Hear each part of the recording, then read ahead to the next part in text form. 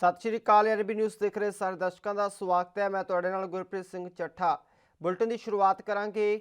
ਕਿਸਾਨਾਂ ਦੇ ਨਾਲ ਅੰਨਦਾਤਾ ਲਗਾਤਾਰ ਆਪਣਾ ਸੰਘਰਸ਼ ਪ੍ਰਦਰਸ਼ਨ ਕਰਦਾ ਨਜ਼ਰ ਆ ਰਿਹਾ। ਲਗਾਤਾਰ ਕਿਸਾਨ ਆਪਣੀਆਂ ਹੱਕੀ ਮੰਗਾਂ ਨੂੰ ਲੈ ਕੇ ਰੋਸ ਪ੍ਰਦਰਸ਼ਨ ਕਰਦਾ ਨਜ਼ਰ ਆ ਰਿਹਾ। ਉੱਥੇ ਹੀ ਬੀਤੇ ਦਿਨੀ ਕਿਸਾਨਾਂ ਦੀ ਕੇਂਦਰ ਦੇ ਨਾਲ ਚੌਥੇ ਗੇੜ ਦੀ ਮੀਟਿੰਗ ਵੀ ਬੇਸਿੱਟਾ ਰਹੀ ਹੈ ਅਤੇ ਕੇਂਦਰ ਦੇ ਨਾਲ ਹੁਣ ਕਿਸਾਨਾਂ ਦੀ 5ਵੀਂ ਮੀਟਿੰਗ 5 ਦਸੰਬਰ ਨੂੰ ਸੱਦੀ ਗਈ ਹੈ। ਸੋ ਲਗਾਤਾਰ ਕਿਸਾਨਾਂ ਦਾ ਰੋਸ ਪ੍ਰਦਰਸ਼ਨ ਜਾਰੀ ਹੈ। ਦਿੱਲੀ ਵਿੱਚ ਵੱਡੀ ਗਿਣਤੀ ਦੇ ਵਿੱਚ ਕਿਸਾਨ ਆਪਣੀਆਂ ਮੰਗਾਂ ਨੂੰ ਲੈ ਕੇ ਪ੍ਰਦਰਸ਼ਨ ਕਰਦੇ ਨਜ਼ਰ ਆ ਰਹੇ ਨੇ। ਉੱਥੇ ਹੀ ਕੇਂਦਰ ਦੀ ਕਿਸਾਨਾਂ ਦੇ ਨਾਲ 4 ਮੀਟਿੰਗਾਂ ਹੁਣ ਤੱਕ ਹੋ ਚੁੱਕੀਆਂ ਨੇ। ਦੱਸ ਦਈਏ ਕਿ ਚਾਰੇ ਮੀਟਿੰਗਾਂ ਕਿਸੇ ਨਤੀਜੇ ਤੱਕ ਨਹੀਂ ਪਹੁੰਚ ਸਕੀਆਂ ਕਿਉਂਕਿ ਕੇਂਦਰ ਦੀ ਰਣਨੀਤੀ ਹੋਰ ਹੈ। ਕੇਂਦਰ ਤੇ ਕਿਸਾਨਾਂ ਦੀ ਵਿਚਾਰਧਾਰਾ ਆਪਸ ਦੇ ਵਿੱਚ ਨਹੀਂ ਮਿਲਦੀ, ਜਿਸ ਦੇ ਕਾਰਨ ਕੋਈ ਵੀ ਸਿੱਟਾ ਇਹਨਾਂ ਮੀਟਿੰਗਾਂ ਦੇ ਵਿੱਚ ਨਿਕਲ ਕੇ ਸਾਹਮਣੇ ਨਹੀਂ ਆਇਆ। ਕਿਉਂਕਿ ਕੇਂਦਰ ਸਰਕਾਰ ਇਸ ਗੱਲ ਤੇ ਅੜੀ ਹੋਈ ਹੈ ਕਿ ਜਿਹੜੇ ਖੇਤੀ ਕਾਨੂੰਨ ਬਣਾਏ ਗਏ ਨੇ, ਖੇਤੀ ਆਰਡੀਨੈਂਸ ਲਿਆਂਦੇ ਗਏ ਸੀਗੇ, ਉਹ ਕਿਸਾਨਾਂ ਦੇ ਪੱਖ ਦੇ ਵਿੱਚ ਨੇ ਅਤੇ ਉਹ ਵਾਪਸ ਨਹੀਂ ਲੈਣਗੇ। ਦੂਜੇ ਪਾਸੇ ਕਿਸਾਨ ਵੱਡੀ ਗਿਣਤੀ ਦੇ ਵਿੱਚ ਦਿੱਲੀ ਵਿੱਚ ਰੋਸ ਪ੍ਰਦਰਸ਼ਨ ਕਰ ਰਹੇ ਨੇ ਕਿ ਜਿਹੜੇ ਖੇਤੀ ਕਾਨੂੰਨ ਕੇਂਦਰ ਵੱਲੋਂ ਲਿਆਂਦੇ ਗਏ ਨੇ ਉਹ ਤਿੰਨੇ ਦੇ ਤਿੰਨੇ ਖਾਰਜ ਕੀਤੇ ਜਾਣੇ ਚਾਹੀਦੇ ਨੇ, ਜਿਸ ਨੂੰ ਲੈ ਕੇ ਮੀਟਿੰਗਾਂ ਦਾ ਦੌਰ ਜਾਰੀ ਹੈ ਅਤੇ ਮੀਟਿੰਗਾਂ ਕੇਂਦਰ ਤੇ ਕਿਸਾਨਾਂ ਦੇ ਵਿਚਾਲੇ ਹੁੰਦੀਆਂ ਹੋਈਆਂ ਨਜ਼ਰ ਆ ਰਹੀਆਂ ਨੇ।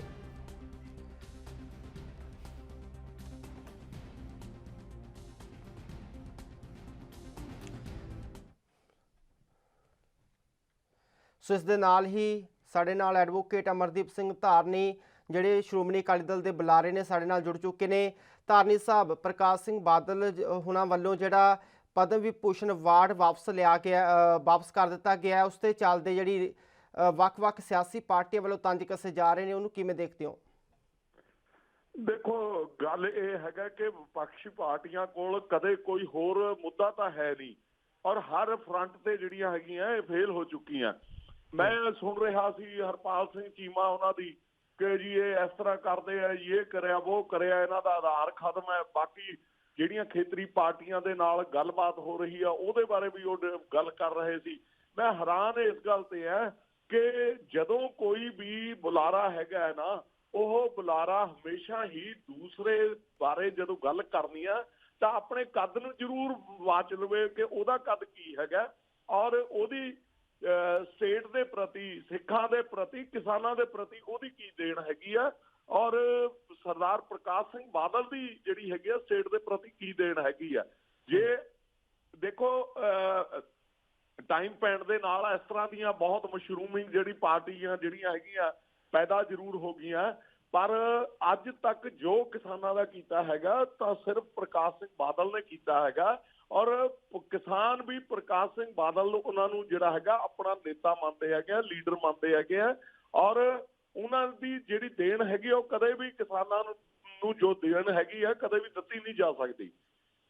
ਧਾਰਨੀ ਸਾਹਿਬ, ਚੌਥੇ ਗੇੜ ਦੀ ਮੀਟਿੰਗ ਵੀ ਹੋਈ ਸੀਗੀ, ਉਹ ਵੀ ਬੇਸਿੱਟਾ ਰਹੀ ਹੈ। ਲਗਾਤਾਰ ਕੇਂਦਰ ਕਿਸਾਨਾਂ ਦੇ ਨਾਲ ਮੀਟਿੰਗ ਦਾ ਕਰਦੀ ਨਜ਼ਰ ਆ ਰਹੀ ਹੈ, ਪਰ ਕੋਈ ਹੱਲ ਹੈ ਜਿਹੜਾ ਕਿਸਾਨੀ ਮੁੱਦੇ ਦਾ ਉਹ ਨਿਕਲ ਕੇ ਸਾਹਮਣੇ ਨਹੀਂ ਆ ਰਿਹਾ। ਇਹਦੇ ਬਾਰੇ ਕੀ ਕਹੋਗੇ? ਦੇਖੋ, ਆਪਾਂ ਨੂੰ ਬਿਲਕੁਲ ਕੋਈ ਨੈਗੇਟਿਵ ਹੋਣ ਦੀ ਲੋੜ ਨਹੀਂ ਹੈਗੀ, ਪੋਜ਼ਿਟਿਵ ਰਹਿਣ ਦੀ ਲੋੜ ਹੈਗੀ ਹੈ। ਇਹ ਬਿਲਕੁਲ ਹੱਲ ਨਿਕਲੂਗਾ, ਪਰ ਸਵਾਲ ਇਹ ਹੈਗਾ ਕਿ ਸਿਆਣੀ ਬਿੱਲੀ ਖੰਭਾ ਨੋਚੇ ਵਾਲੀ ਗੱਲ ਹੈਗੀ ਹੈ। ਅੱਜ ਹਿੰਦੁਸਤਾਨ ਦੀ ਸਰਕਾਰ ਹਰ ਫਰੰਟ ਤੇ ਜਿਹੜੀ ਹੈਗੀ ਘਿਰੀ ਪਈ ਹੈਗੀ ਆ। ਉਹਨਾਂ ਨੇ ਆਪਣੀ ਜਾਨ ਵੀ ਛਡਾਉਣੀ ਆ ਔਰ ਉਹਨਾਂ ਦੀ ਈਗੋ ਹੈਗੀ ਆ ਜਿਹੜੀ, ਉਹਨੂੰ ਵੀ ਉਹਨਾਂ ਨੇ ਆਪਣੇ ਆਪ ਨੂੰ ਸੈਟੀਸਫਾਈਡ ਕਰਨਾ ਹੈਗਾ। ਹੁਣ ਤੱਕ ਜਿਹੜੀ ਬੀਜੇਪੀ ਦੀ ਸਰਕਾਰ 9 ਪੈਰ ਨਹੀਂ ਸੀ ਕਿਤੇ ਲੱਗਣ ਦਿੰਦੀ, ਉਹ ਕੁਛ ਗੱਲਾਂ ਤਾਂ ਕਹਿਣ ਲੱਗ ਗਈ। ਕਦੇ ਕਹਿੰਦੀ ਹੈ इनके कुछ खदशे हैं जो उसको MSP को लेके हैं और सिविल कोड को लेके हैं। ये ਗੱਲਾਂ ਜਿਹੜੀਆਂ ਹੈਗੀਆਂ ਕਰਨੀਆਂ ਸ਼ੁਰੂ ਕਰਤੀਆਂ। ਇਹ ਹੌਲੀ ਹੌਲੀ ਤੁਹਾਡੇ ਸਾਹਮਣੇ ਦੇਖ ਲਿਓ, ਇਹ ਜਿਹੜੀਆਂ ਹੈਗੀਆਂ ਡਾਊਨ ਆਉਣਗੀਆਂ ਔਰ ਕਿਸਾਨਾਂ ਦੇ ਨਾਲ, ਕਿਉਂਕਿ ਇਸ ਟਾਈਮ ਜਦੋਂ ਕਹਿੰਦੇ ਆ ਨਾ ਸੰਘੀ ਨੂੰ ਹੱਥ ਪੈ ਜਾਣਾ, ਅੱਜ ਕਿਸਾਨਾਂ ਤੋਂ ਬਿਨਾਂ ਮਜ਼ਦੂਰਾਂ ਦਾ, ਵਪਾਰੀਆਂ ਦਾ, ਹਰ ਵਰਗ ਦਾ ਜਿਹੜਾ ਹੈਗਾ ਜਿਹੜਾ ਹੱਥ ਹੈ ਜਿਹੜਾ ਉਹ ਬੀਜੇਪੀ ਦੀ ਸੰਘੀ ਨੂੰ ਪਿਆ ਵਾ ਔਰ ਬੀਜੇਪੀ ਜਿਹੜਾ ਕਫਨ ਤਿਆਰ ਹੈਗਾ। ਧਾਰਨੀ ਸਾਹਿਬ, ਖੇਤੀਬਾੜੀ ਮੰਤਰੀ ਨਰਿੰਦਰ ਸਿੰਘ ਤੋਮਰ ਦਾ ਕਹਿਣਾ ਹੈ ਕਿ ਜਿਹੜੀ MSP ਹੈ ਉਹ ਇਸੇ ਤਰ੍ਹਾਂ ਜਾਰੀ ਰਹੇਗੀ। ਦੇਖੋ, ਮੈਂ ਤੁਹਾਨੂੰ ਇੱਕ ਗੱਲ ਦੱਸਾਂ, ਨਰਿੰਦਰ ਸਿੰਘ ਤੋਮਰ ਹੈ ਕੀ ਹੈ। ਤੁਸੀਂ ਇੱਕ ਦੇਖੋ, ਕੱਲ ਤੁਸੀਂ ਪ੍ਰੈਸ ਵਾਲੇ ਹੈਗੇ ਆ, ਤੁਸੀਂ ਦੇਖਦੇ ਰਹੇ ਹੈਗੇ ਆ, ਇੱਕ ਸੈਕਿੰਡ ਬਾਅਦ ਚਾਹੇ ਨਰਿੰਦਰ ਸਿੰਘ ਤੋਮਰ ਸੀ, ਚਾਹੇ ਜਿਹੜੇ ਹੈਗੇ ਪਿਊਸ਼ ਗੋਇਲ ਸੀ, ਚਾਹੇ ਜਿਹੜੇ ਹੈਗੇ ਆ ਉਹ ਆਪਣੇ ਸੋਮਨਾਥ ਸੀ, ਇਹ 1 ਮਿੰਟ ਬਾਅਦ ਗੱਲ ਕਰਨ ਤੋਂ ਬਾਅਦ ਗ੍ਰਹਿ ਮੰਤਰੀ ਦੇ ਨਾਲ ਗੱਲ ਕਰਨ ਲਈ ਜਾਂਦੇ ਸੀ। ਇਹਨਾਂ ਦੇ ਵਿੱਚ ਕੋਈ ਗੱਲਬਾਤ ਨਹੀਂ ਹੈਗੀ, ਕੋਈ 1 ਮਿੰਟ ਦੀ ਤਾਂ ਜਿਹੜਾ ਹੈਗਾ ਗ੍ਰਹਿ ਮੰਤਰੀ ਤੋਂ ਪੁੱਛਣ ਲਈ ਜਾ ਰਹੇ ਸੀ। ਔਰ ਇਹਨਾਂ ਕੋਲ ਆਪਣੇ ਕੋਲ ਕੋਈ ਨਾ ਪਾਵਰਾਂ ਹੈਗੀਆਂ ਨਾ ਕੋਈ ਗੱਲ ਹੈਗੀ ਆ। ਇਹ ਜਾਣਬੁੱਝ ਕੇ ਜਿਹੜਾ ਹੈਗਾ ਇਹ ਕਿਸਾਨਾਂ ਦੇ ਵਿੱਚੋਂ ਕੱਢਣ ਦੀ ਕੋਸ਼ਿਸ਼ ਕਰਦੇ ਆ। ਔਰ ਕਿਸਾਨਾਂ ਨੇ ਕੱਲ ਇੰਨਾ ਵਧੀਆ ਜਿਹੜਾ ਹੈਗਾ ਆਪਣਾ ਸੰਦੇਸ਼ ਦਿੱਤਾ ਹੈਗਾ। ਔਰ ਨੰਬਰ 2 ਤੇ ਕਿਸਾਨਾਂ ਨੇ ਜਿਹੜੀ ਕੱਲ ਧਰਤੀ ਦੇ ਉੱਤੇ ਬੈਠ ਕੇ ਰੋਟੀ ਖਾਧੀ ਹੈਗੀ ਆ, ਲੰਗਰ ਛਕਿਆ ਹੈਗਾ, ਉਹ ਜਿਹੜਾ ਹੈਗਾ ਬਹੁਤ ਵੱਡੀ ਚਪੇੜ ਇਹਨਾਂ ਦੇ ਉੱਤੇ ਹੈਗੀ ਆ। ਕਿਉਂਕਿ ਪਿਛਲੇ ਦਿਨ ਹੀ ਤੁਸੀਂ ਦੇਖਿਆ ਹੋਣਾ ਚੈਨਲਾਂ ਦੇ ਉੱਤੇ, ਜਦੋਂ ਕਿਸਾਨਾਂ ਨੂੰ ਇਹ ਲੰਚ ਕਰਾ ਰਹੇ ਸੀ ਤਾਂ ਹਰ ਇੱਕ ਦੀ ਪਲੇਟ ਦੇ ਉੱਪਰ 2-2 3-3 ਜਿਹੜਾ ਹੈਗਾ ਬੀਜੇਪੀ ਦੇ ਲੀਡਰ ਖੜੇ ਹੋ ਗਏ ਸੀ। ਔਰ ਪ੍ਰੈਸ ਜਿਹੜੀ ਹੈਗੀ ਆ ਉਹ ਵੀ ਜਿਹੜੀ ਹੈਗੀ ਆ ਕੈਮਰੇ ਉਹਨਾਂ ਦੀਆਂ ਪਲੇਟਾਂ ਦੇ ਵਿੱਚ ਜ਼ਿਆਦਾ ਉਹ ਮਾਰ ਰਹੀ ਸੀ, ਕੈਮਰਾ ਮਾਰ ਰਹੀ ਸੀ, ਬਜਾਏ ਕਿ ਉਹਨਾਂ ਨਾਲ ਗੱਲਬਾਤ ਕਰਨ ਦੇ। ਸੋ ਮੈਂ ਇਹ ਸਮਝਦਾ ਹੈਗਾ ਕਿ ਕੱਲ ਦੇ ਜਿਹੜਾ ਸੰਦੇਸ਼ ਦਿੱਤਾ ਵਾ ਹੈਗਾ ਉਹਨਾਂ ਦਾ ਚਾਹ ਆਪਣੀ ਲੈ ਕੇ ਜਾਣਾ, ਰੋਟੀ ਆਪਣੀ ਲੈ ਕੇ ਜਾਣਾ, ਇਹ ਬਹੁਤ ਵਧੀਆ ਜਿਹੜਾ ਫੈਸਲਾ ਹੈਗਾ ਕਿਸਾਨਾਂ ਦਾ। ਔਰ ਇਹ ਆਉਣ ਵਾਲੇ ਟਾਈਮ ਦੇ ਵਿੱਚ। ਔਰ ਦੂਜੀ ਗੱਲ ਮੈਂ ਇੱਕ ਹੋਰ ਤੁਹਾਨੂੰ ਦੱਸਾਂ ਕਿ ਅੱਜ ਬੀਜੇਪੀ ਦੀ ਕਹੀ ਬੇਸ਼ੱਕ ਜਾਈਏ, ਬੀਜੇਪੀ ਦੇ ਵਿੱਚ 2 ਹੀ ਬੰਦਿਆਂ ਦੀ ਚੱਲਦੀ ਹੈਗੀ ਆ, ਜਾਂ ਮੋਦੀ ਸਾਹਿਬ ਦੀ ਚੱਲਦੀ ਹੈਗੀ ਆ ਜਾਂ ਅਮਿਤ ਸ਼ਾਹ ਜੀ ਦੀ ਚੱਲਦੀ ਹੈਗੀ ਆ। ਅਦਰਵਾਈਜ਼ ਬਾਕੀ ਜਿਹੜਾ ਹੈਗਾ ਪੋਲੀਟੀਕਲ ਕ੍ਰਾਈਸਿਸ ਹੈਗਾ ਇਹਨਾਂ ਦੇ ਵਿੱਚ, ਜਿਹੜਾ ਹੈਗਾ ਆਪਸ ਦੇ ਵਿੱਚ ਬਹੁਤ ਵੱਡਾ ਕ੍ਰਾਈਸਿਸ ਹੈਗਾ। ਦੇਖੋ ਤੁਸੀਂ ਦੇਖਿਆ ਹੋਣਾ ਕਿ ਰਾਜਨਾਥ ਸਿੰਘ ਯੂਪੀ ਦੇ ਸਭ ਤੋਂ ਵੱਡੇ ਕਿਸਾਨ ਨੇਤਾ ਹੈਗੇ ਆ, ਜਿਹੜੇ ਕਿਸਾਨਾਂ ਦੇ ਵਿੱਚ ਉੱਭਰ ਕੇ ਆਏ ਹੈਗੇ ਆ। ਉਹਨਾਂ ਨੂੰ ਕਿਉਂ ਇਸ ਗੱਲ ਤੋਂ ਪਰੇ ਰੱਖਿਆ ਜਾ ਰਿਹਾ? ਜਾਣ ਬੁੱਝ ਕੇ, ਤਾਂ ਕਿ ਜਿਹੜਾ ਹੈਗਾ ਕੋਈ ਕ੍ਰੈਡਿਟ ਹੋਰ ਕੋਈ ਵੀ ਨਾ ਲੈ ਜਾਵੇ। ਸੋ ਇਸ ਕਰਕੇ ਨਰਿੰਦਰ ਤੋਮਰ ਵਰਗੇ ਜਿਹੜੇ ਲੀਡਰ ਹੈਗੇ ਆ, ਉਹਨਾਂ ਦੀ ਭਾਸ਼ਾ ਜਿਹੜੀ ਹੈਗੀ ਆ ਉਹਨਾਂ ਦੇ ਮੈਂ ਨਹੀਂ ਸਮਝਦਾ ਵੀ ਪੰਜਾਬੀ ਕਹਿੰਦਾ ਉਹਨਾਂ ਪੱਲੇ ਹੀ ਕੱਖ ਨਹੀਂ ਉਹਨਾਂ ਦੇ। ਜੀ ਬਿਲਕੁਲ ਧਾਰਨੀ ਸਾਹਿਬ, ਤੁਹਾਡਾ ਧੰਨਵਾਦ ਸਾਡੇ ਨਾਲ ਜੁੜਨ ਦੇ ਲਈ।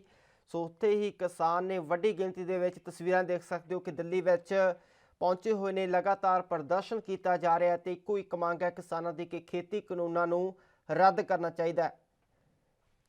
ਉੱਥੇ ਦੱਸ ਦਈਏ ਕਿ ਸਾਡੇ ਨਾਲ ਕਿਸਾਨ ਆਗੂ ਮਨਜੀਤ ਸਿੰਘ ਵੀ ਜੁੜ ਚੁੱਕੇ ਨੇ।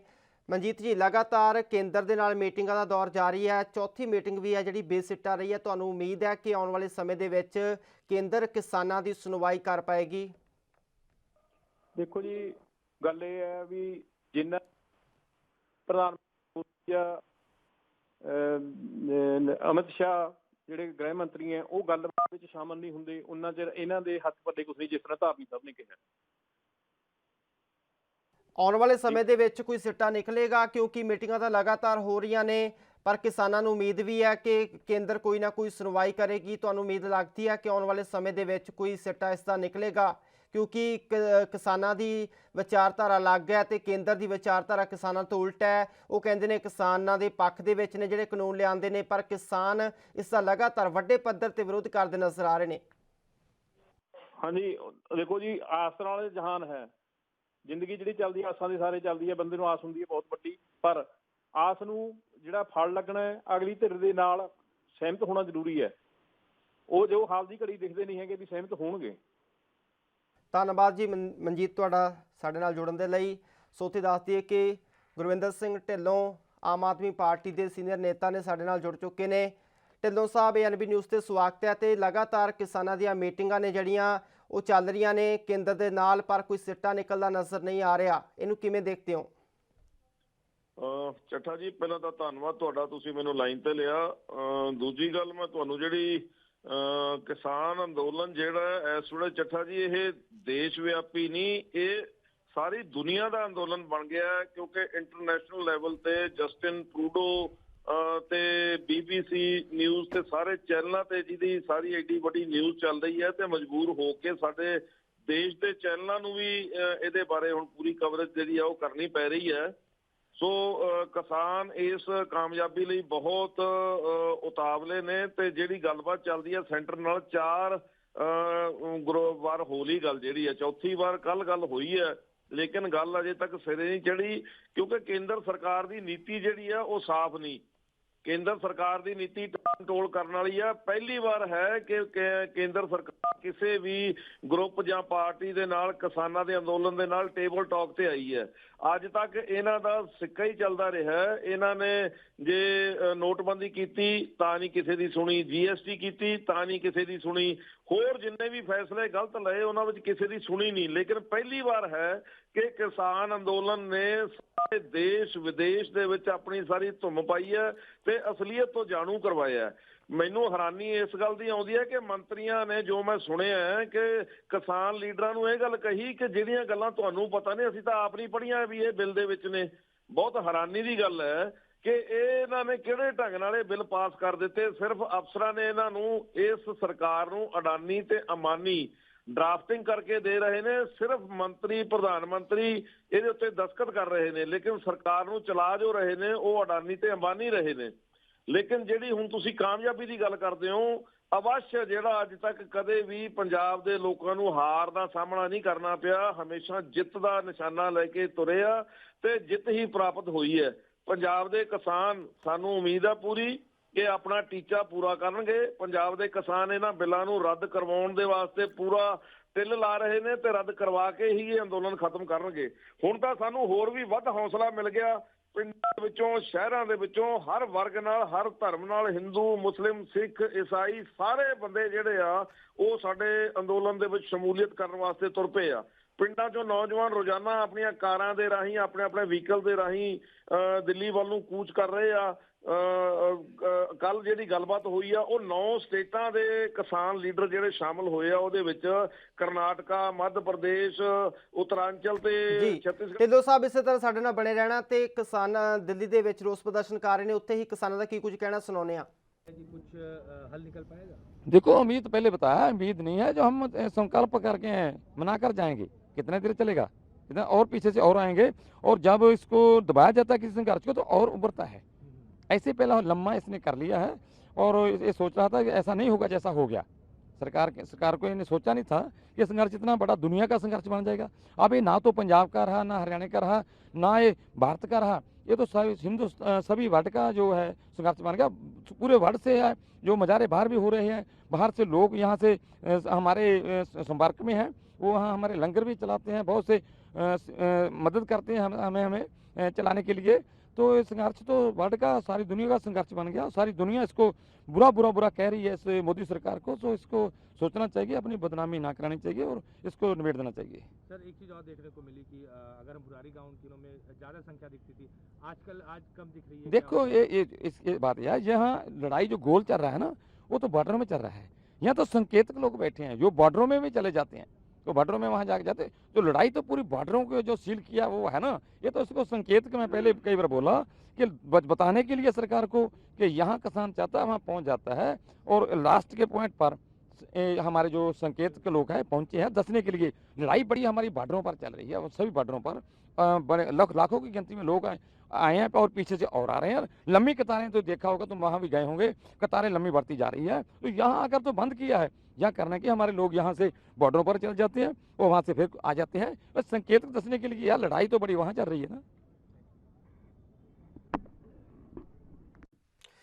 ਸੋ ਜਿਸ ਤਰ੍ਹਾਂ ਤੁਸੀਂ ਸੁਣਿਆ ਕਿ ਕਿਸਾਨ ਲਗਾਤਾਰ ਖੇਤੀ ਕਾਨੂੰਨਾਂ ਨੂੰ ਰੱਦ ਕਰਨ ਦੀ ਮੰਗ ਕਰ ਰਹੇ ਨੇ, ਉੱਥੇ ਹੀ ਕਿਸਾਨਾਂ ਦਾ ਕਹਿਣਾ ਹੈ ਕਿ ਕਿਸਾਨ ਆਗੂ ਇਹੀ ਕਹਿੰਦੇ ਹੋਏ ਨਜ਼ਰ ਆਏ ਨੇ ਕਿ ਉਹ ਖੇਤੀ ਕਾਨੂੰਨ ਨੂੰ ਰੱਦ ਕਰਵਾ ਕੇ ਹੀ ਰਹਿਣਗੇ ਅਤੇ ਵੱਡੀ ਗਿਣਤੀ ਦੇ ਵਿੱਚ ਵੱਖ-ਵੱਖ ਵਰਗਾਂ ਦਾ ਸਮਰਥਨ ਉਹਨਾਂ ਨੂੰ ਮਿਲਦਾ ਹੋਇਆ ਨਜ਼ਰ ਆ ਰਿਹਾ ਹੈ।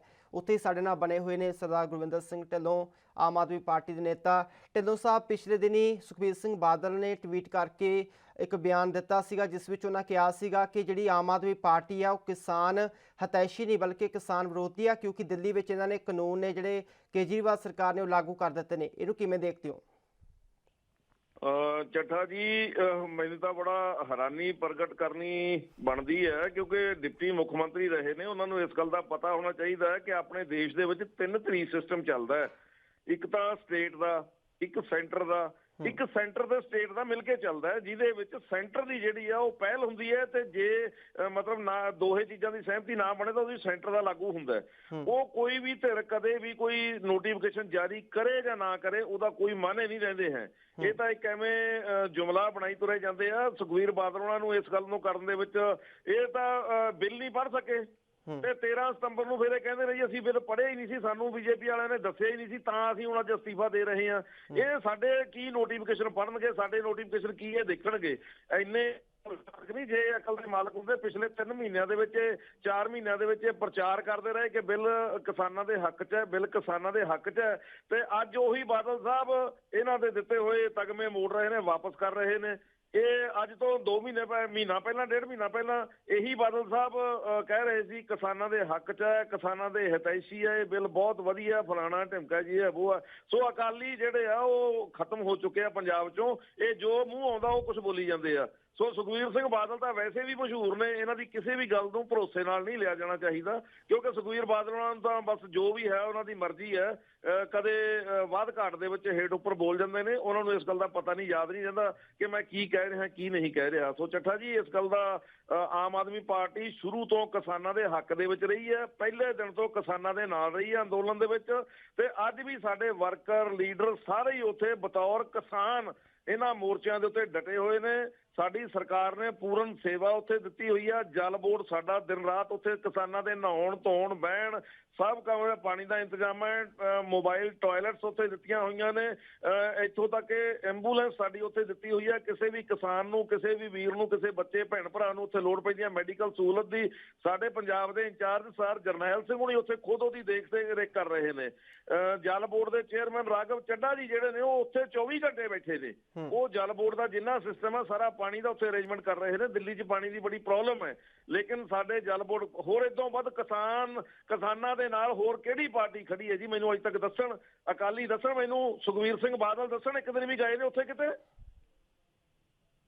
ਢਿੱਲੋਂ ਸਾਹਿਬ, ਜਿਹੜਾ ਸ਼੍ਰੋਮਣੀ ਅਕਾਲੀ ਦਲ ਵੱਲੋਂ ਵੱਖ-ਵੱਖ ਸਮੇਂ ਤੇ ਜਿਹੜੇ ਕਦਮ ਚੁੱਕੇ ਜਾ ਰਹੇ ਨੇ, ਪਹਿਲਾਂ ਕੇਂਦਰੀ ਮੰਤਰੀ ਹਰਸਿਮਰਤ ਬਾਦਲ ਵੱਲੋਂ ਅਸਤੀਫਾ ਦਿੱਤਾ ਗਿਆ, ਉਸ ਤੋਂ ਬਾਅਦ ਐਨਡੀਏ ਦੇ ਨਾਲੋਂ ਗੱਠਜੋੜ ਤੋੜ ਲਿਆ ਗਿਆ, ਉਸ ਤੋਂ ਬਾਅਦ ਪ੍ਰਕਾਸ਼ ਸਿੰਘ ਬਾਦਲ ਦੇ ਵੱਲੋਂ ਪਦਮ ਵਿਭੂਸ਼ਣ ਅਵਾਰਡ ਹੈ ਜਿਹੜਾ ਉਹ ਵਾਪਸ ਕਰ ਦਿੱਤਾ ਗਿਆ, ਇਹ ਸਾਰੇ ਮਾਹੌਲ ਨੂੰ ਕਿੱਦਾਂ ਦੇਖਦੇ ਹੋ?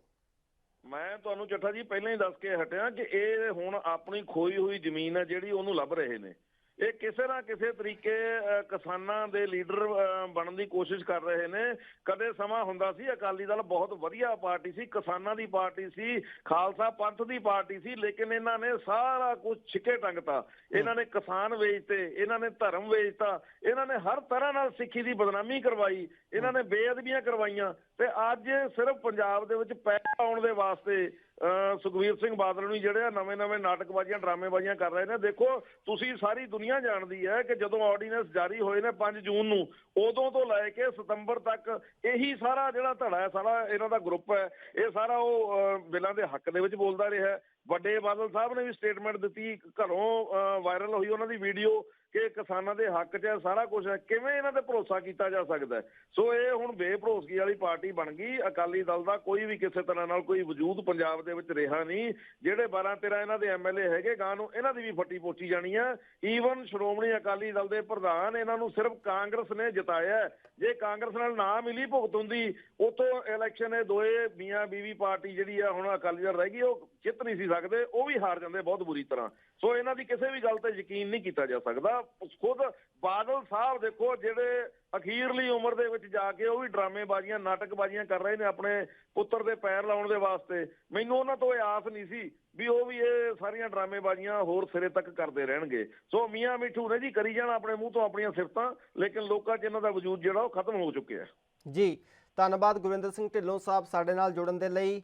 ਸੋ ਉੱਥੇ ਹੀ ਦੱਸ ਦਈਏ ਕਿ ਸਨ ਗੁਰਵਿੰਦਰ ਸਿੰਘ ਢਿੱਲੋਂ ਆਮ ਆਦਮੀ ਪਾਰਟੀ ਦੇ ਨੇਤਾ, ਜਿਨ੍ਹਾਂ ਨੇ ਸਾਫ਼ ਤੌਰ ਤੇ ਕਿਹਾ ਕਿ ਜੋ ਸ਼੍ਰੋਮਣੀ ਅਕਾਲੀ ਦਲ ਦੇ ਵੱਲੋਂ ਇਹ ਕਦਮ ਚੁੱਕੇ ਜਾ ਰਹੇ ਨੇ, ਉਹ ਉਸ ਨੂੰ ਇਹਨਾਂ ਨੇ ਸਿਆਸੀ ਡਰਾਮੇਬਾਜ਼ੀ ਕਰਾਰ ਦਿੱਤਾ। ਉੱਥੇ ਹੀ ਕਹਿਣਾ ਇਹਨਾਂ ਦਾ ਕਿ ਆਮ ਆਦਮੀ ਪਾਰਟੀ ਲਗਾਤਾਰ ਕਿਸਾਨਾਂ ਦੇ ਨਾਲ ਹੈ, ਕਿਸਾਨ ਹਿਤੈਸ਼ੀ ਪਾਰਟੀ ਅਤੇ ਕਿਸਾਨਾਂ ਦੀ ਹਰ ਸਮੱਸਿਆ ਦੇ ਨਾਲ ਉਹ ਖੜੇ ਨੇ ਅਤੇ ਲਗਾਤਾਰ। ਸੋ ਇਸ ਦੇ ਨਾਲ ਹੀ ਦੱਸ ਦਈਏ ਕਿ ਸਾਡੇ ਨਾਲ ਐਡਵੋਕੇਟ ਗਗਨਦੀਪ ਸਿੰਘ ਆਹਲੂਵਾਲੀਆ ਜੁੜ ਚੁੱਕੇ ਨੇ। ਗਗਨਦੀਪ, ਲਗਾਤਾਰ ਕਿਸਾਨਾਂ ਦੇ ਨਾਲ ਮੀਟਿੰਗਾਂ ਕੇਂਦਰ ਦੀਆਂ ਹੋ ਰਹੀਆਂ ਨੇ, ਪਰ ਬੇਸਿੱਟਾ ਰਹਿ ਰਹੀਆਂ ਨੇ, ਕੁਝ ਸਿੱਟਾ ਨਿਕਲ ਕੇ ਸਾਹਮਣੇ ਨਹੀਂ ਆ ਰਿਹਾ, ਇਸ ਬਾਰੇ ਕੀ ਕਹੋਗੇ? ਸਰ, ਜਿਹੜੀਆਂ ਆਪਣੀਆਂ ਕਿਸਾਨਾਂ ਦੀਆਂ 5 ਮੁੱਖ ਮੰਗਾਂ ਨੇ, ਉਹ ਨੇ ਇੱਕ ਤਾਂ ਆਪਣੇ 3 ਆਰਡੀਨੈਂਸ ਨੇ ਜਿਹੜੇ ਉਹ ਵਾਪਸ ਲਏ ਜਾਣ, ਤੇ ਇੱਕ ਹੈਗੀ ਆ ਕਿ ਜੋ ਬਿਜਲੀ ਆਰਡੀਨੈਂਸ ਆ ਉਹ ਵਾਪਸ ਲਿਆ ਜਾਵੇ, ਇੱਕ ਜੋ MSP ਦੀ ਗਰੰਟੀ ਆ ਉਹ ਵਾਪਸ ਲਈ ਜਾਵੇ, ਠੀਕ ਹੈ, ਇਹਦੇ ਵਿੱਚ ਜਿਹੜੀ ਗਵਰਨਮੈਂਟ ਆ ਉਹ ਕਹਿ ਰਹੀ ਆ ਕਿ ਅਸੀਂ MSP ਦੀ ਗਾਰੰਟੀ ਦਿੰਨੇ ਆ, ਤੇ ਸਰ ਜਦੋਂ ਪ੍ਰਾਈਵੇਟ ਖਰੀਦਦਾਰ ਆ ਜਾਊਗਾ ਜਿਹੜਾ, ਉਹ MSP ਦੇ ਰੇਟ ਤੇ ਖਰੀਦੂਗਾ ਹੀ ਨਹੀਂ, ਤਾਂ ਜਾਂ ਉਹ ਕਹਿ ਦੂਗਾ ਕਿ ਮੈਂ ਇਹ ਰੇਟ ਤੇ ਨਹੀਂ ਖਰੀਦਣੀ, ਤਾਂ ਫਿਰ ਗਵਰਨਮੈਂਟ ਕੋਲੇ ਕੀ, ਕਿਸਾਨ ਕੋਲੇ ਆਪਣਾ ਕੀ ਹੋਣੇ। ਤੇ ਇਸ ਤੋਂ ਇਲਾਵਾ ਜਿਹੜੀ ਗਵਰਨਮੈਂਟ ਆ ਇਹ ਕਹਿੰਦੀ ਆ ਕਿ ਅਸੀਂ APMC ਐਕਟ ਆ ਉਹ ਖਤਮ ਕਰ ਦਿੰਨੇ ਆ, ਤੇ APMC ਐਕਟ ਜਿਹੜਾ ਕਿ ਮੰਡੀਕਰਨ ਆਲਰੇਡੀ ਆਲ ਓਵਰ ਪੰਜਾਬ ਜਾਂ ਆਲਰੇਡੀ ਆਲ ਓਵਰ ਇੰਡੀਆ ਦੇ ਵਿੱਚ ਹੋ ਚੁੱਕਿਆ, ਉਸ ਨੂੰ ਖਤਮ ਕਿਉਂ ਕਰਿਆ ਜਾ ਰਿਹਾ ਹੈ। ਜਿਹੜੀ ਸਰਕਾਰੀ ਖਰੀਦ ਆ ਉਹ ਸਰਕਾਰੀ ਐਜ਼ ਇਟ ਇਜ਼ ਹੀ ਚੱਲਣ ਦੇਣ। ਤੇ ਇਸ ਤੋਂ ਇਲਾਵਾ ਜਿਹੜੀ ਇੱਕ ਹੋਰ ਮੈਂ ਤੁਹਾਡੀ ਉਹ ਕਰਨਾ ਚਾਹੁੰਦਾ, ਨਿਗਾਹ ਦਿਵਾਉਣੀ ਚਾਹੁੰਦਾ, ਉਹ ਹੈਗਾ ਇੰਸ਼ੋਰੈਂਸ਼ੀਅਲ ਕਮੋਡਿਟੀ ਐਕਟ। ਇਸ ਦੇ ਵਿੱਚ ਕੀ ਹੁੰਦਾ ਕਿ ਸਟੋਰੇਜ ਦੀ ਆ ਜੋ ਲਿਮਿਟੇਸ਼ਨ ਕੀਤੀ ਜਾਂਦੀ ਆ, ਤੇ ਜਿਹੜੀ ਗਵਰਨਮੈਂਟ ਆ ਉਹ ਇਸ ਨੂੰ ਵੀ ਖਤਮ ਕਰ ਰਹੀ ਆ, ਤਾਂ ਜੋ ਜਿਹੜਾ ਇੱਕ ਖਰੀਦਦਾਰ ਆ ਜੋ ਉਹ ਜਿਤਨੀ ਮਰਜ਼ੀ ਸਟੋਰੇਜ ਕਰ ਸਕਦਾ, ਉਸ ਦੇ ਉੱਤੇ ਕੋਈ ਉਹ ਨਹੀਂ ਹੋਏਗਾ। ਤੇ ਇਹ ਜਦੋਂ ਤਾਂ ਇਸ ਦਾ ਪ੍ਰਭਾਵ ਸਿੱਧਾ ਆਮ ਇਨਸਾਨਾਂ ਦੇ ਉੱਤੇ ਪਏਗਾ, ਜਿਸ ਨਾਲ ਕਿ ਵਸਤੂਆਂ ਦੀ ਹਰ ਇੱਕ ਪ੍ਰੋਡਕਟ ਦੀ ਚੀਜ਼ ਆ ਉਹ ਮਹਿੰਗੀ ਹੋਏਗੀ। ਇਸ ਪ੍ਰਤੀ ਗਵਰਨਮੈਂਟ ਕੋਈ ਉਹ ਕਰ ਨਹੀਂ ਰਹੀ ਹੈ ਕਿ ਜੋ ਕਿਸਾਨਾਂ ਦੀਆਂ ਮੰਗਾਂ ਨੇ ਉਹਨਾਂ ਦੇ ਉੱਤੇ ਗਵਰਨਮੈਂਟ ਨੂੰ ਸੋਚ ਵਿਚਾਰ ਕਰਨਾ ਚਾਹੀਦਾ। ਗਗਨਦੀਪ, ਉੱਥੇ ਹੀ ਜਿਹੜੇ ਖੇਤੀਬਾੜੀ ਮੰਤਰੀ ਨਰਿੰਦਰ ਸਿੰਘ ਤੋਮਰ ਨੇ ਉਹ ਕਹਿੰਦੇ ਨਜ਼ਰ ਆ ਰਹੇ ਨੇ ਕਿ ਜਿਹੜੀ MSP ਹੈ ਉਹ ਬਰਕਰਾਰ ਰਹੇਗੀ। ਨਾਲ ਹੀ ਉਹਨਾਂ ਦਾ ਇਹ ਵੀ ਕਹਿਣਾ ਹੈ ਕਿ ਜਿਹੜੀਆਂ ਮੰਡੀਆਂ ਦੇ ਵਿੱਚ ਸਰਕਾਰੀ ਖਰੀਦ ਚੱਲ ਰਹੀ ਹੈ ਉਹ ਵੀ ਬਰਕਰਾਰ ਰਹੇਗੀ, ਪਰ ਕਿਸਾਨਾਂ ਨੂੰ ਖਦਸ਼ਾ ਕਿਸ ਗੱਲ ਦਾ ਹੈ? ਖਰੀਦ ਹੈ ਤੇ ਜਦੋਂ ਗਵਰਨਮੈਂਟ ਇਸ ਚੀਜ਼ ਦੀ ਖਰੀਦ ਕਰੇ। ਗਗਨਦੀਪ, ਇਸ ਨਾਲ ਸਾਡੇ ਨਾਲ ਬਣੇ ਰਹਿਣਾ। ਸੋ ਪ੍ਰਕਾਸ਼ ਸਿੰਘ ਬਾਦਲ ਕੀ ਕੁਝ ਕਹਿ ਰਹੇ ਨੇ ਸੁਣਾਉਂਦੇ ਹਾਂ। ਕਿਸਾਨੀ ਜਿਹੜੀ ਹੈ ਉਹ ਦੁਖੀ ਹੈ, ਤਾਂ ਫਿਰ ਮੈਨੂੰ ਇਸ ਜਿਹੜਾ ਖਿਤਾਬ ਮਿਲਿਆ ਸੀ ਇਹਦਾ ਰੱਖਣ ਦਾ ਕੋਈ ਮਤਲਬ ਹੀ ਨਹੀਂ ਹੈ। ਇਸੇ ਲਈ ਮੈਂ ਬੜੇ ਦੁਖੀ ਹੋ ਕੇ ਇਹ ਖਿਤਾਬ ਜਿਹੜਾ ਵਾਪਸ ਕੀਤਾ ਹੈ। ਮੈਂ ਰੋਜ਼ TV ਰਾਹੀਂ ਜੋ ਕੁਝ ਹੋ ਰਿਹਾ ਹੈ ਕਿਸਾਨ ਐਜੀਟੇਸ਼ਨ ਦੇ ਵਿੱਚ, ਜਿਸ ਤਰ੍ਹਾਂ ਦੇ ਕਿਸਾਨ, ਬਜ਼ੁਰਗ, ਨੌਜਵਾਨ, ਬੀਬੀਆਂ ਇਸ ਤਰ੍ਹਾਂ ਦੁੱਖ ਭੋਗ ਰਹੀਆਂ ਹਨ, ਉਹਨਾਂ ਦਾ ਮੇਰੇ ਮਨ 'ਤੇ ਬਹੁਤ ਵੱਡਾ ਅਸਰ ਹੈ। ਭਾਵੇਂ ਮੈਂ ਸਰੀਰਕ ਤੌਰ 'ਤੇ ਉੱਥੇ ਨਹੀਂ ਗਿਆ ਕਿਉਂਕਿ ਮੇਰੀ ਸਿਹਤ ਢਿੱਲੀ ਹੈ, ਲੇਕਿਨ ਮੇਰੀ ਆਤਮਾ ਜਿਹੜੀ ਹੈ ਉਹ ਸਾਰੀ ਉੱਥੇ ਹੈ। ਔਰ ਮੈਂ ਹੈਰਾਨ ਹੁੰਦਾ ਕਿ ਕਿਹੋ ਜਿਹੀਆਂ ਸਰਕਾਰਾਂ ਹਨ ਜਿਨ੍ਹਾਂ ਲੋਕਾਂ ਨੇ ਆਪਾਂ ਨੂੰ ਰੋਟੀ ਦਿੰਦੇ ਹੈ, ਜਿਨ੍ਹਾਂ ਦੇ ਸਿਰ 'ਤੇ ਸਾਰਾ ਹਿੰਦੁਸਤਾਨ ਅੰਨਦਾਤਾ ਨੇ ਉਹਨਾਂ ਨੂੰ ਭੋਜਨ ਦਿੱਤਾ ਹੈ, ਅੱਜ ਉਹ ਸਾਰੀ ਗੱਲ ਭੁਲਾਈ ਬੈਠੇ ਹਨ। ਇਸ ਲਈ ਇਹ ਦੁੱਖ ਜਿਹੜਾ ਹੈ ਇਹ ਸਹਾਰਨਾ ਬੜਾ ਔਖਾ ਹੈ। ਔਰ ਇਹ ਸਾਰਾ ਦੇਸ਼ ਜਿਸ ਤਰ੍ਹਾਂ ਦਾ ਮੇਰਾ ਦੁੱਖ ਹੈ, ਦੁੱਖ ਮੈਂ ਮਹਿਸੂਸ ਕਰ ਰਿਹਾ, ਇਸ ਤਰ੍ਹਾਂ ਸਾਰਾ ਦੇਸ਼ ਹੀ ਦੁੱਖ ਮਹਿਸੂਸ ਕਰ ਰਿਹਾ। ਇਸ ਲਈ ਮੈਂ ਗਵਰਨਮੈਂਟ ਨੂੰ ਵੀ ਅਪੀਲ ਕਰਾਂਗਾ ਕਿ ਇਹਨੂੰ ਲਮਕਾਓ ਨਾ, ਇਹਨੂੰ ਲੰਬਾ ਨਾ ਲਿਜਾਓ। ਕਈ ਵਾਰੀ ਗਵਰਨਮੈਂਟਾਂ ਦਾ ਖਿਆਲ ਹੁੰਦਾ ਹੈ ਕਿ ਇਸ ਨੂੰ ਲੰਮੇ ਲੈ ਜਾਓ, ਆਪੇ ਐਗਜ਼ਾਸਟ ਹੋ ਜਾਣਗੇ, ਪਰ ਇਹ ਲਮਕਾਓ ਨਾ, ਇਹਦੇ ਲਮਕਣ ਨਾਲ ਵੀ ਹਾਲਾਤ ਖਰਾਬ ਹੋਣਗੇ। ਇਹ ਮੇਰੀ ਤਜਰਬਾ ਹੈ, ਕਿਉਂਕਿ ਪਿਛਲਾ ਜਿਹੜਾ ਵੱਡਾ ਇੱਥੇ ਸੰਕਟ ਆਇਆ ਪੰਜਾਬ 'ਚ, ਉਦੋਂ ਵੀ ਸਰਕਾਰ ਨੇ ਛੋਟੀਆਂ ਗੱਲਾਂ ਨਹੀਂ ਮੰਨੀਆਂ, ਲੇਕਿਨ ਅਖੀਰ ਬਹੁਤ ਨੁਕਸਾਨ ਹੋਇਆ ਪੰਜਾਬ ਦਾ ਤੇ ਦੇਸ਼ ਦਾ। ਇਸ ਕਰਕੇ ਸਰਕਾਰ ਨੂੰ ਵੀ ਇਹ ਮੰਗਾਂ ਤੁਰੰਤ ਮੰਨ ਲੈਣੀਆਂ ਚਾਹੀਦੀਆਂ। ਇਹ ਮੈਂ ਆਪਣੀ ਜ਼ਿੰਦਗੀ ਵਿੱਚ ਜਿੰਨੇ ਵੀ ਸੰਘਰਸ਼ ਹੋਏ ਹੈ ਉਹਨਾਂ ਸਾਰਿਆਂ ਨੂੰ ਵੱਧ ਦੁਖਦਾਈ ਹੈ, ਬਹੁਤ ਹੀ ਭਿਆਨਕ ਹੈ। ਇਸ ਲਈ ਮੈਂ ਇਹ ਜਿਹੜਾ ਆਪਣਾ ਖਿਤਾਬ ਹੈ ਇਹਨੂੰ ਵਾਪਸ ਕੀਤਾ ਹੈ, ਤੇ ਮੈਂ ਇਹ ਵੀ ਕਹਿਣਾ ਕਿ ਆਪਣੇ ਦ੍ਰਿੜ ਰਹੋ, ਅਖੀਰ ਜਿੱਤ ਜਿਹੜੀ ਹੋਊ ਸੱਚਾਈ ਦੀ ਜਿੱਤ ਹੋਊਗੀ। ਵਾਹਿਗੁਰੂ ਅੱਗੇ, ਪਰਮਾਤਮਾ ਅੱਗੇ ਇਹ ਅਰਦਾਸ ਕਰਦਾ, ਅਰਜ਼ੋਈ ਕਰਦਾ ਕਿ ਇਹ ਸੰਘਰਸ਼ ਵਿੱਚ ਕਿਸਾਨਾਂ ਦੀ ਜਿੱਤ ਹੋਵੇ ਔਰ ਦੇਸ਼ ਦੀ ਸਰਕਾਰ ਇਹ ਸਮਝ ਲਏ ਕਿ ਸਰਕਾਰਾਂ ਤਾਕਤਵਰ ਨਹੀਂ ਹੁੰਦੀਆਂ, ਜਨਤਾ ਤਾਕਤਵਰ ਹੁੰਦੀ ਹੈ। ਇਹ ਕਿਸਾਨਾਂ ਨੇ ਸਾਬਤ ਵੀ ਕਰ ਦਿੱਤਾ ਹੈ। ਗੌਰਮੈਂਟਾਂ ਦੇ ਸਾਰੇ ਇੰਤਜ਼ਾਮ ਜਿਹੜੇ ਹੈ ਉਹ ਤੋੜ ਕੇ ਉੱਥੇ ਪਹੁੰਚ ਗਏ। ਕਿਸਾਨ ਸੰਘਰਸ਼ ਕਾਮਯਾਬ ਹੋਏਗਾ। ਪਰਮਾਤਮਾ ਵਾਹਿਗੁਰੂ ਅੱਗੇ ਵੀ ਅਪੀਲ ਕਰਦਾ ਕਿ ਇਹ ਕਿਸਾਨਾਂ ਦੀ ਜਿੱਤ ਹੋਵੇ। ਸੋ ਇਹ ਸਨ ਪ੍ਰਕਾਸ਼ ਸਿੰਘ ਬਾਦਲ, ਪੰਜਾਬ ਦੇ ਸਾਬਕਾ ਮੁੱਖ ਮੰਤਰੀ, ਜਿਨ੍ਹਾਂ ਦੇ ਵੱਲੋਂ ਸਾਫ਼ ਤੌਰ ਤੇ ਕਹਿਣਾ ਹੈ ਕਿ ਜਿਹੜਾ ਸੰਘਰਸ਼ ਲੰਬਾ ਚੱਲ ਰਿਹਾ ਹੈ, ਸੋ ਕੇਂਦਰ ਨੂੰ ਜਲਦ ਇਸ ਦਾ ਕੋਈ ਨਾ ਕੋਈ ਹੱਲ ਕੱਢਣਾ ਚਾਹੀਦਾ ਹੈ।